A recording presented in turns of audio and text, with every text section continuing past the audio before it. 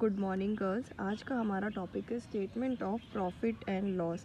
तो आज हम इसका फॉर्मेट पढ़ेंगे प्रॉफिट एंड लॉस अकाउंट का। Profit and loss account basically deal करता है प्रॉफिट एंड लॉस में। तो हम देखेंगे कि इसके अंदर क्या क्या आइटम्स आते हैं। तो सबसे पहले प्रॉफिट और लॉस, प्रॉफिट हम किससे अर्न करते हैं? जो हमने सेल्स करी है उससे। तो सबसे पहले हम सेल्स को कंसिडर करते हैं। तो सबसे पहले आएगा रेवेन्यू फ्रॉम ऑपरेशन, जो बेसिकली होती है कि जो हमारी एक्टिविटीज़ हुई हैं, मतलब जो बिज़नेस के अंदर जो हम काम कर रहे हैं उसकी वजह से कितना रेवेन्यू है हम उसके अंदर लिखेंगे। उसके बाद हमारा सेकंड आएगा अदर इनकम, कि अदर इनकम की हमारे सेल के अलावा, यहाँ पर तो आपका सारा सेल से आइटम आ जाएंगी कि सेल से हमें कितना रेवेन्यू अर्न हुआ है।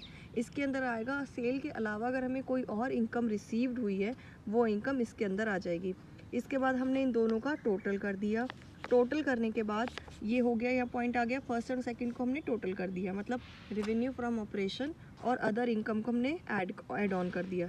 इसके बाद ये वाला पॉइंट यहाँ पर ही कंप्लीट। नेक्स्ट इसके बाद हम देखेंगे कि उस रेवेन्यू को अर्न करने में हमारे क्या क्या एक्सपेंस हुए हैं।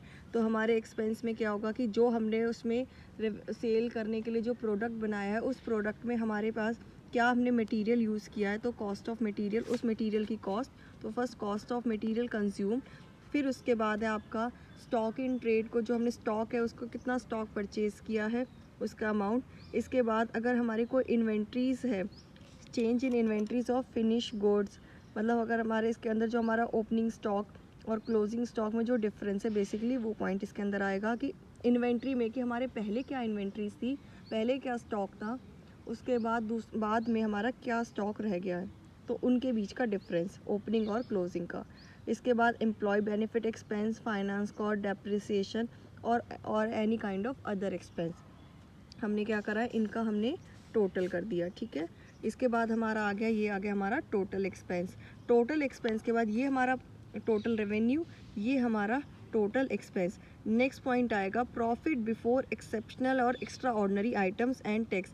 मतलब सीधी सी बात है कि जो पहले हमारा इसमें जो प्रॉफिट, जो हमारा रेवेन्यू है, इस वाले जो थर्ड पॉइंट है आपका, और इसके बाद जो यहाँ पर आपका फोर्थ पॉइंट है टोटल एक्सपेंस, इन दोनों का डिफरेंस। तो ये आपका आ गया प्रॉफिट। ये मतलब हमने माइनस करके जो अमाउंट आएगा उस अमाउंट का हमने नाम दिया है profit before exceptional and extra ordinary items and tax. तो मतलब इसका नाम हमने क्यों दिया है कि इस वाले जो इसके अंदर जो आइटम्स हैं वो सारे हमारे एक्सेप्शनल, एक्स्ट्रा ऑर्डनरी आइटम, उनका ट्रीटमेंट करने से पहले का आइटम है। मतलब इसमें हमने ना टैक्स को कंसिडर किया, ना हमने कोई बिज़नेस के अलावा कोई आइटम्स हैं उसकी वजह से हमारा कोई प्रॉफिट में चेंज आया, उस आइटम्स को हमने कंसिडर नहीं किया। नेक्स्ट इसके बाद ये हमारा पॉइंट आ गया। फिर इसके बाद हम देखेंगे बिफोर के, हम ये जो लाइन से हम देखते जाएंगे कि पहले क्या लिखा है, एक्सेप्शनल, फिर एक्स्ट्रा ऑर्डनरी, फिर टैक्स। तो सबसे पहले हमें क्या करना है, अब हम वो प्रॉफिट निकालेंगे जो आफ्टर एक्सेप्शनल आइटम्स हैं। तो सबसे पहले हम देखेंगे, फिर अगला हम पॉइंट आएगा हमारा एक्सेप्शनल आइटम्स। ठीक है, एक्सेप्शनल आइटम्स निकलने के बाद हमारा इसमें आ जाएगा प्रॉफिट, क्योंकि हमने अब एक्सेप्शनल आइटम्स को कंसिडर कर लिया, तो हमारा अब क्या बचेगा, profit before extra ordinary items and tax. मतलब कि मैंने क्या करा, इसके अंदर जो profit before exceptional extra ordinary items हैं इसमें से इसको हटा के मैंने यहाँ पे लिख दिया, मतलब ये आइटम मैंने यहाँ कंसिडर कर ली। इसके बाद इनका डिफरेंस निकालूंगी। डिफरेंस निकालने के बाद मेरा क्या आ जाएगा, profit before extra ordinary and tax. ठीक है, अब इसके बाद किसका नंबर आएगा, एक्स्ट्रा ऑर्डनरी आइटम्स का। फिर इसके बाद हम देखेंगे एक्स्ट्रा ऑर्डनरी आइटम्स। फिर हम यहाँ पे कोई भी अगर हमारे पास उस ईयर में, उस पर्टिकुलर ईयर में कोई भी एक्स्ट्रा ऑर्डनरी एक्टिविटी हुई है, उस आइटम को मैं यहाँ लिखूँगी। फिर मेरा क्या आ जाएगा, प्रॉफिट बिफोर टैक्स, फिर टैक्स का आ जाएगा।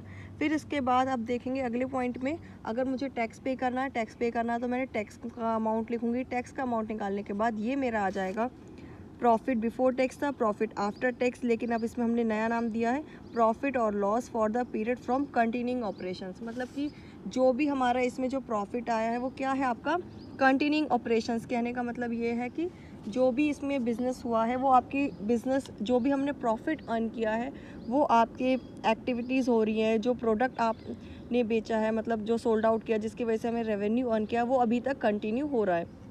मतलब ये अभी भी एग्जिस्ट करता है, ऐसा तो नहीं है कि हमने वो प्रोडक्ट को बंद कर दिया और उसके बाद का हमें उससे प्रॉफिट मिला है। ठीक है, तो यहाँ आ जाएगा आपका प्रॉफिट और loss for the period from continuing operations. इसके बाद हम देखेंगे कि अगर हमने कोई प्रोडक्ट, कोई बिज़नेस में कोई एक प्रोडक्ट है उसको हमने अब डिसकंटिन्यू कर दिया, मतलब उसको बनाना बंद कर दिया, उसकी वजह से अगर हमारा वो प्रोडक्ट जो अब जाके बंद हो गया है लेकिन उस पहले था, तो उसकी वजह से क्या प्रॉफिट आए उसको देखेंगे यहाँ पर। फिर हम निकालेंगे इसका, ये अलग पॉइंट है, यहाँ पे आपका कंटिन्यूइंग ऑपरेशंस का हो गया। फिर इसके बाद हम देखेंगे कोई एक प्रोडक्ट, जैसे ए प्रोडक्ट है वो हमने अभी हमारा कंटिन्यू हो रहा है, तो हमने यहाँ तक का पूरा आइटम्स निकाल दिए। इसके बाद हम देखेंगे डिसकंटिन्यू, सपोज करो बी प्रोडक्ट हमने बंद कर दिया, तो पहले हम उसको देखेंगे उसकी वजह से कितना प्रॉफिट हमने अर्न किया है। फिर उस पर हमने जो हमारा जो टैक्स है हमने उसको माइनस किया। फिर इसके बाद हमारा क्या आ गया इसमें से, प्रॉफिट और लॉस फ्रॉम डिसकंटिन्यूइंग ऑपरेशंस। अब हम क्या करेंगे, ये कंटिन्यूइंग वाले और डिसकंटिन्यूइंग वाले को इस साल हमारा कितना प्रॉफिट आ गया, ये चीज़ हमने ऐड ऑन करके देख ली कि कंटिन्यूइंग प्लस डिसकंटिन्यूइंग। इसके बाद हमने क्या निकालेंगे, इसके बाद इसमें आ जाएगा अर्निंग पर इक्विटी शेयर्स, कि जो भी आपका इसके प्रॉफिट है उसके अकॉर्डिंग हम इसको देख लेंगे।